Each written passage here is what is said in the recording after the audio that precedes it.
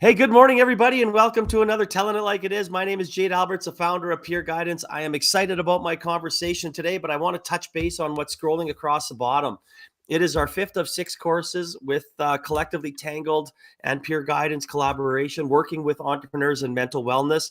This is on leaders leading on low. When you're struggling and you need to learn how to lead, and this is a great course. It is tomorrow. It's going to be 12 o'clock at platform. The registration will be up in the comment section shortly. Tune into that. But now, I mean, we are all animal lovers. I love animals. Our dog's sitting right there. Unfortunately, our cat passed away during COVID. Little Bubbles, we miss him dearly. But with all the talk about AI and everything that goes on in the world today, I just can't wait to talk to Susan here about Sylvester. How are you today? I'm fantastic, fantastic, and happy to Oh, be I here can't as hear well. you. Oh no. Oh, uh-oh. Okay, my mic is muted. Oh, we were just talking about the joys of being live, and sometimes there's not joys of being live. I am going to see what happens here. There. Can you hear me now? Uh-oh. Can I hear you now? Can you hear me? I can hear I you. can't hear you. Okay. I'm going to Uh-oh. reload here. Darn it. All right. Can you hear me I can now? hear you now. Yay. Woo-hoo-hoo-hoo. We are good. We are going. This is like every video call every day for 5 years now. Oh, we talked about it. This is why I love live so much. You know what? Being an entrepreneur is not easy, and and this is, you just make a quick adjustment and you keep moving forward. Crazy, crazy, Well, you know crazy. what? I gave a good introduction. So why don't you talk a little bit about yourself, your entrepreneurship, and the founding story of Sylvester? Sure. Well, and thank you, Jade, for this opportunity. Happy to talk to people that are in this entrepreneurial space. My story is I grew up on a ranch just outside of Calgary.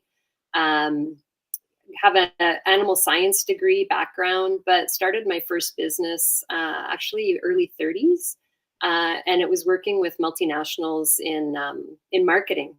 So companies that were selling products to farmers that led to products that were in animal health, and then started working in companion health, so cats and dogs. And through that journey, I could see that cats were really underserved. Somebody said the cat business is kind of like if you think about human health and all the research that's been done in human health, a lot of it was with men.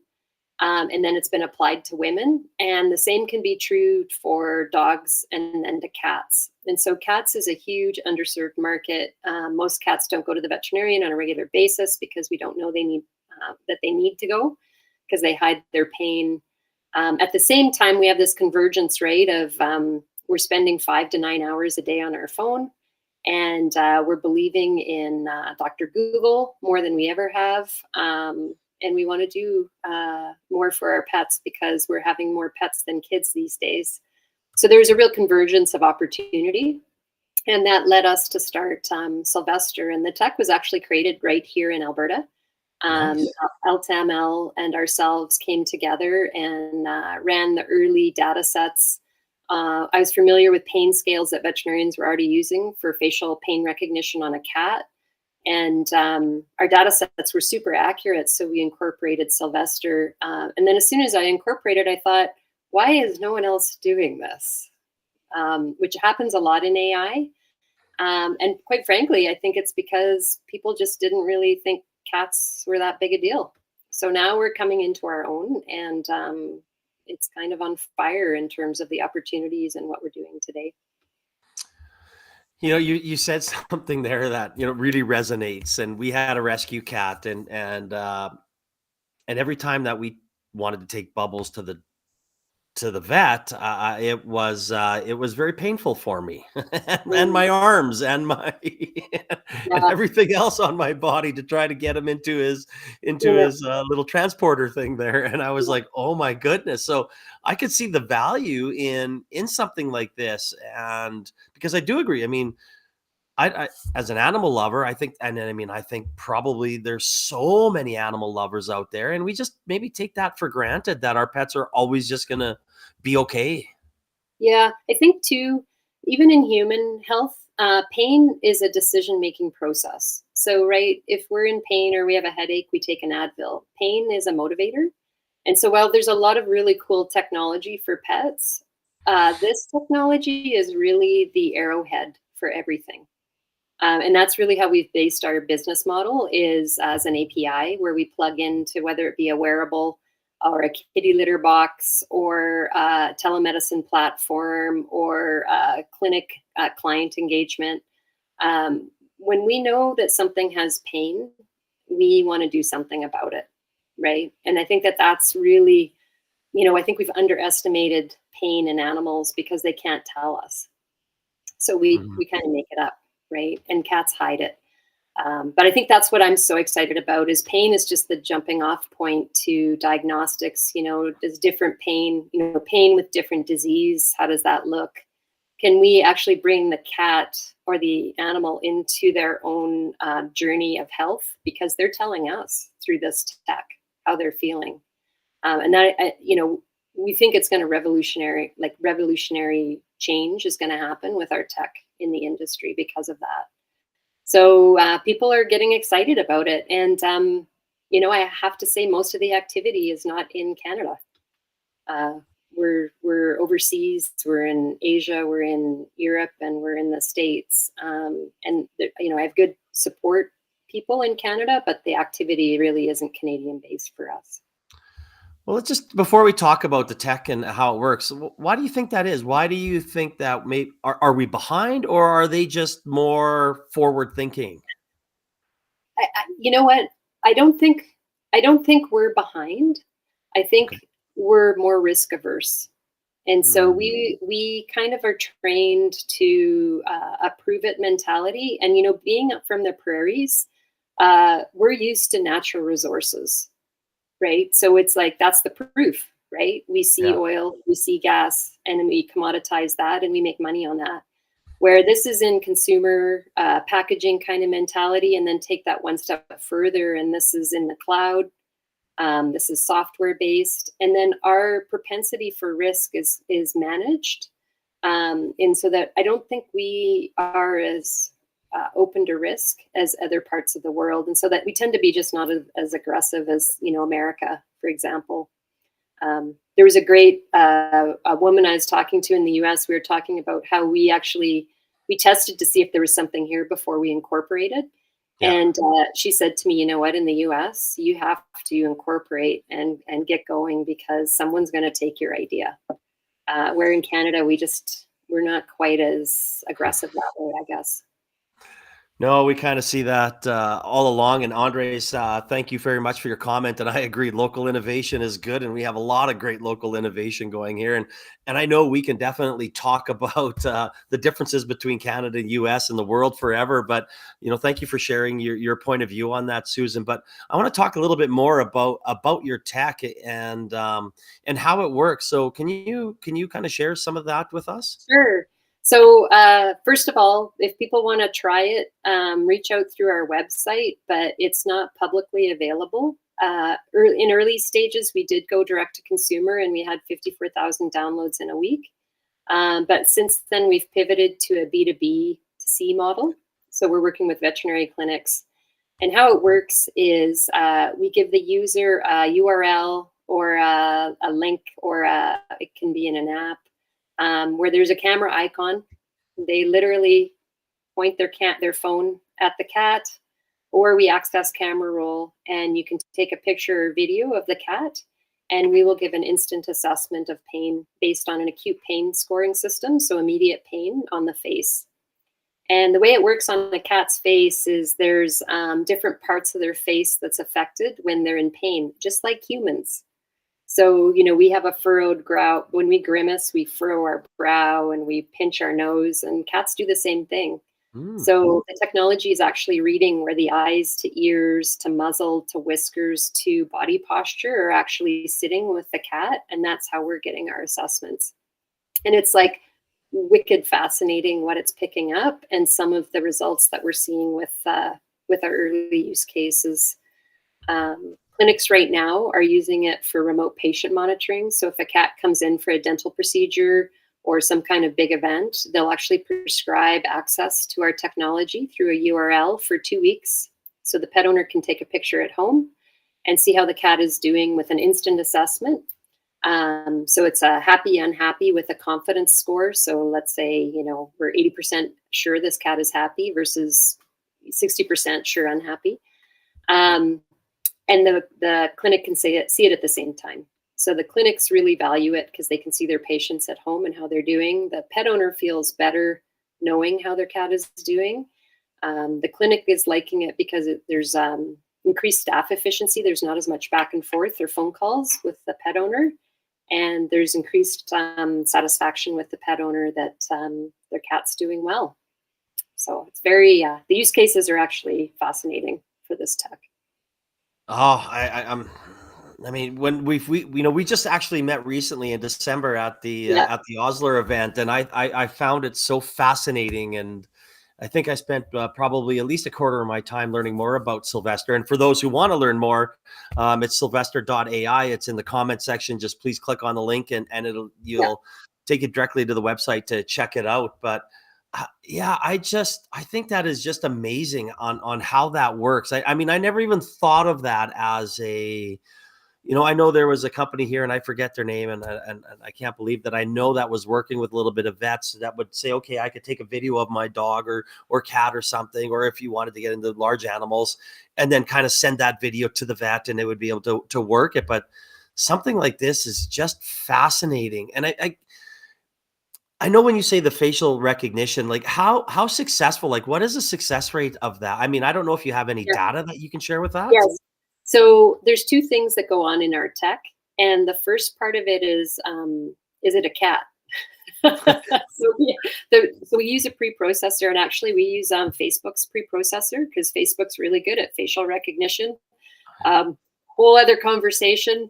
Should they be or not? It doesn't matter. They have really good facial recognition on Facebook.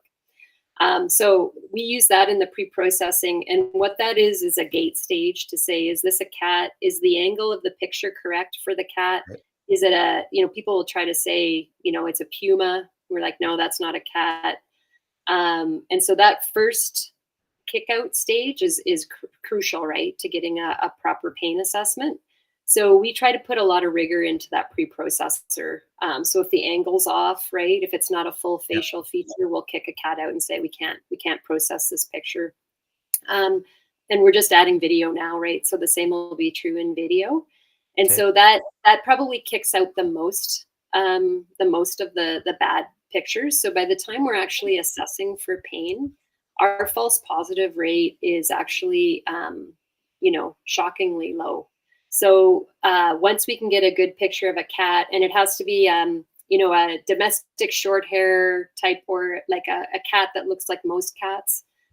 We don't have data sets for like Sphinx or Cornish Rex or the Grumpy cat has that's a facial deformity that Grumpy cat has. So those kind of cats are more challenging for us. But if it's a regular looking cat with this first data set and it's an adult cat, our accuracy level is actually incredibly high. The other thing to keep in mind with this technology is because most cats aren't going to a veterinarian, the odds of us finding discomfort in a cat is extremely high, because they're not going and getting parasite control every year. They're not getting their regular vaccinations, because we just, in North America, don't take our cats to the vet like we do dogs. And in fact, most cats that are euthanized have not been to a veterinarian in the year previous to euthanasia. So if we sit in that for a while, we think about this species actually suffering quietly, because in the wild, if they were still in the wild, they'd get eaten, right? They're little. And if they were sick, somebody would, eat them up. So if you think about the odds of us detecting a problem in a cat is actually quite high. If you get a happy cat validation, that's almost as important as an unhappy cat, because you're probably doing a great job with your cat. This cat is thriving. And at some point over the course of its life, it's going to have a painful experience or have some kind of condition. This is just being animals in the world, right? We all are going to have that over the course of our lives. So some of the use cases for older cats is, there's a change in medication. They might be on multiple medications, so that we can assess and see if that's working. We have data sets now on cats that are on methadone or morphine for pain management. And so we're trying to get baselines for all these different use cases. We're talking to companies now about disease state and how that relates to pain. Because remember, pain is the tip of the arrow. And so while it's exciting today and we have a scalable business for pain, no pain, where this technology can be in the future is what's really exciting from a diagnostic point of view, because can we start to predict cats that could be in diabetic state or urinary tract over the course of their life. If I may, I was just on a call this morning with a group out of Zurich, and they had approached me to talk about putting our technology into they have a door system, a cat door system. And what they have created is a door that if a cat's trying to bring a bird or a rodent into the house, they'll lock the door. So they can't. So the cat can't bring in the vermin. And so they were showing me what they were doing, and they were talking about embedding our technology so we can get an assessment on the cat. They're showing me pictures of cats. So I'm still scared. They're showing me pictures of cats today where they brought in a rat or something, and then it's locking, and so you see the cat with the rat in its mouth, and I'm like this is like a horror film. Oh my gosh. And the cat's eyes are like dinner plates dilated because it's probably dopamine, right? Like they're in full prey mode. Yeah. And so I'm like, oh my God, what kind of data set could we do with these people in terms of heightened dopamine in cats? So there's just a plethora that we don't know about the species that we're all fascinated about that our tech is going to be able to help unlock. So it's super cool. Well, I think that's awesome, and I love that I love it's developed here. I'm big fans of Cory and Nicole, obviously, of all the founders of Alta ML. They do such great work here, and so why don't we? I'd love just to kind of expand on that, because everybody thinks, oh, I got to leave, I got to get the hell out of here to develop this tech or do it or bring other people. And I love the fact that it's here and you're working with local people, because we've got some unbelievable talent in this province. So how has that partnership gone for you? How have they help you develop and maybe expand on some of the, going to Switzerland and some of the great things that you have going on across the world? Yeah, so we when we started this idea pre-COVID, and it started actually by going to networking events here in Calgary, and actually a fine gentleman on literally an elevator ride from the 21st floor from Mob Squad down. He was eating a chocolate muffin, and I was telling him my idea, which wasn't AI based at the time for cats. And he's like, yeah, that's never going to work. And I was just gutted by the end of the elevator ride, because I knew he was right. And then he's like, but there's a lot of cats on the internet, maybe you could do something with that. And then I'm like, oh my God, yes, I could. And then he says, I know this company that does AI work here. Why don't I connect you? And that's actually how I was introduced to Alta ML. Oh, wow. And it's like the full-on elevator speech. But once we got to learn, they really helped me with understanding the potential of AI. And then as an entrepreneur, I sat back and went, oh my God, what will AI not touch? This was in 2019. And I think now what we're seeing is AI is a little like a hammer looking for a nail. Mm-hmm. And what truly was different about us is I come with domain knowledge. So I was a nail looking for a hammer. And I think that that's really, really, really important to think about as you're starting with a problem. You're not just creating AI for the sake of AI. That comes next. But we were very clear and very well aligned. Cory and I had many conversations, and we were very aligned on what we could do. And we just took a risk to see if the data set made sense. And then from there, I've learned a lot, and they were wonderful as a venture studio. I've kind of spun out now with my own team that I'm working with. but really patient about walking me through what AI is, and the group of people there, in terms of the people they're working with that are in Alberta, are phenomenal, with deep AI expertise. And so I learned enough to be dangerous, probably. But I think that all the talent is here. It's the domain knowledge, and I have a bias because that's what I bring, but I've honed that domain knowledge, and it wasn't in Alberta, right? Because I was in pet care. So that was Toronto and North America.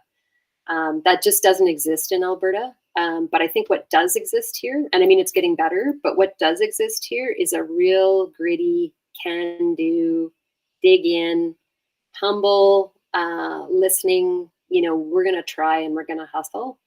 And I think that's what makes us special, is that I'm going to call it gritty. We're gritty because you get a lot of no's. I've had more no's than yeses, and no's don't bother me like they used to. The first couple, years, I was pretty precious about no's, and now it's just like, let's go. Let's And go. I think, let's go. No's like, Wilson Acton, actually, Tallgrass, said to me, no's the second best answer. And I think about that a lot from Wilson.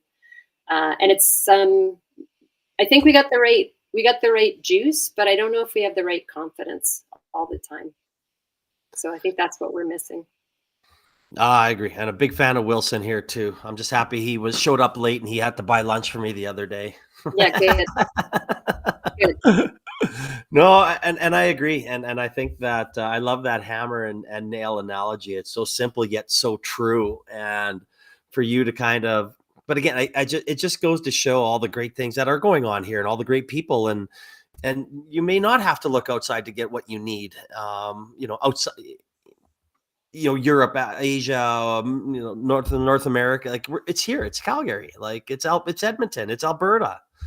And if I could just do a shout out to that, the other thing that happened this past fall that I think was as profound as creating the first algorithm for us, quite frankly, was the network here. Even though it feels like it's really everybody knows everybody, right? And so we do have a friendly environment, but also everybody knows everybody. So if you don't make a good impression, or if you're not authentic, or your tech isn't there, everyone's going to have that frame up. But through the course of the conversations that I've had some really good people just put a good word in for me.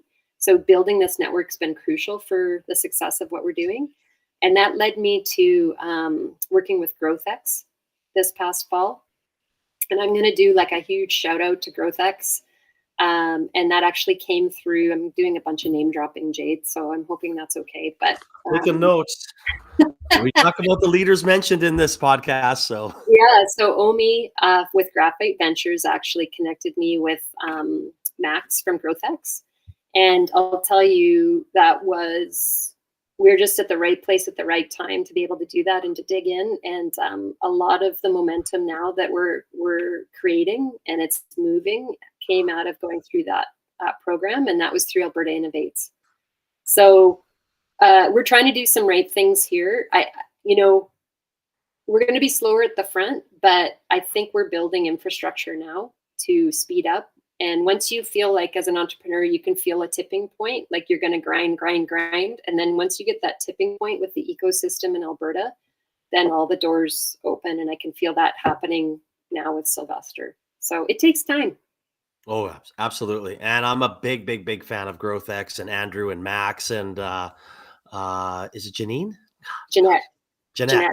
Yep. Big fans of what they do and how they come in here and help and really focus, again, kind of to their conversation before, focus on sales and get going, get out there, go start selling, right? I mean, again, big fan of that. So good shout out to those guys. And actually they're going to be here at not this Thursday, but next Thursday.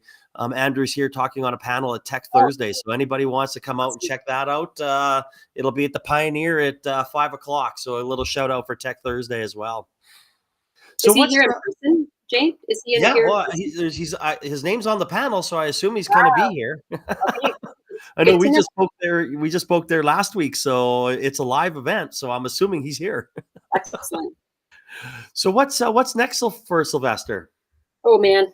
Oh man. Well, we're bringing people into the team. We're clearly focused on revenue for the first part of revenue growth, monthly recurring revenue.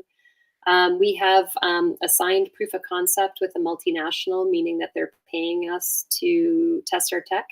I have another one that's under LOI, and I have 3 more in conversation. And it's looking like there's interest beyond cats in terms of potential. I'll just leave that there. But we're scaling quickly now, and it's across the globe. So we've been really mindful now about really kind of focusing on those key milestones to get to seed stage. And so we're hoping to be seed stage, like we'll be raising again, probably the end of 24, early 25. But all indicators are up. So I'd say base camp today, and we'll see if I'll let you know if I ever think we make it to the tip of the mountain. But this is a fun time. This is execution. 24 for us is all about execution, where 23 was a lot about strategy, a lot of canvassing. I'm doing a lot of speaking now and thought leadership, not just pitching. Nice. I'll be speaking at Adventures actually coming up in June here. I've been asked to speak in Peru. So we're really kind of hitting the stage now as thought leadership in this space, which is crucial, right, in terms of being a leader for Absolutely. AI. Absolutely. Yes, I was asked to speak at Adventures as well. I just haven't told anybody yet. So Good. Well, I'll see you there. We'll have a coffee. we will definitely. I tell everybody, if you want to find me at in Ventures, I'm just posted up in the lobby by the coffee and tea, and I just let people come and walk and talk, and I, I just sit there. I like it. Oh my goodness. Well, no, I like everything that you've done here and accomplished is awesome. I'm so glad that we met in December and had that conversation, and again, sharing your story and all the great things that go on here in Alberta, I think is very important. But I'm not going to let you go that easy, because I do have one more question left for you, and I'm always excited about hearing the people's answers. Again, over 300 times that I've asked this question, I never get tired of asking it. So, Susan, if you had one piece of advice for a startup or entrepreneur, what would that be? I have many, but the one that I would say is, if you want money, ask for advice. And I've gotten a lot of advice. And if you want advice, if you want money, ask for advice. If you want advice, ask for money. I love that, right? It's just, we talk about the investment world out there. People are coming in, going out there. You know what? I want to, and most people, and we call it the Prairie Way here, is they want to learn about you. They want to understand you. I mean, if we're going to invest our hard-earned money, like I want to make sure that I believe in you as a person, as a founder. And I know that as you go up the scale and get to, seed and A and B, like that's irrelevant at that point. But at that angel round, I want to be there. I want to share my knowledge with you, because I've been there, I've helped, I've done it. So I love that that advice. Jade, I'd even go to say, even at A series and B series, they want to give advice more. So, so you know what I mean? What is it like? Get advice and make money twice. So Yeah, I think exactly. don't think that it stops. In fact, I think people think people just want more of their own fingerprint in things, right? As the zeros get more bountiful, they want to have more of a finger on it. So. Well, I mean, I guess you can always say, advice is akin to learning, and then you should always be learning, right? I learn something new every day, and I definitely, I'm always out there, and I get asked a lot by entrepreneurs for advice or direction or things along those lines. But I always end with, you can go out there and ask as many people that you want, but in the end, you have to make a decision that you truly believe in as an entrepreneur, right? Well, and what a nice bow. We named the company Sylvester because we always wanted to stay curious. And so that's just a nice bow on finding out what's new every day, learning about something. Well, and I mean, it's probably the most famous cat too. I mean, from people maybe of my genre that like Sylvester and Tweety, right? Right, right. Right, so, Yeah, Sylvester's got it going on. yeah, maybe our kids don't know who Sylvester and Tweety is, but I was like, I know who it is. I was like, "Oh, I know exactly what that is." Yeah, Well, Susan, thank you so much again. It's been a pleasure to get to know you over the last few months, and we will be watching and cheering, and do not hesitate to reach out if you need any help at all. And we'll I am excited to see this and take when we do get another kitty. To hopefully our vet uses your tech, because that would be really exciting. Would put a big smile on my face. yeah. If you that's a good segue. If people want to see the tech, talk to their vet, because that'll be a nice way. There is a group in Calgary called the Wild Rose Cat Clinic. Liz Ruel, she's a feline specialist, and she is using the technology. And also, because she's a feline specialist, it's cat only, and she is phenomenal if you're looking for a vet for your cats. I don't know if they're actually, to be honest, I don't know if they're taking more Okay. cats, but she's amazing, and she's using the tech. That's awesome. I'll give them a shout out. Hopefully they're on LinkedIn. Yeah, super. Yeah. All right. Exactly. Well, and again, if for anybody that's looking for another, some entrepreneurship and mental wellness help, please check us out tomorrow, 12 o'clock. The link is in the comment section. Sylvester.ai is in the comment section. Check that out to learn more. And again, Susan, thank you so much. Enjoy the rest of your day, and I'm sure we will cross paths soon. Yeah, and happy Valentine's. We get to Oh, talk about cats on Valentine's Day. That's a win-win for me. So thank that's a you. double wham, double Yeah, bonus. yeah, you bet. I hope everybody enjoys their day. Bye bye.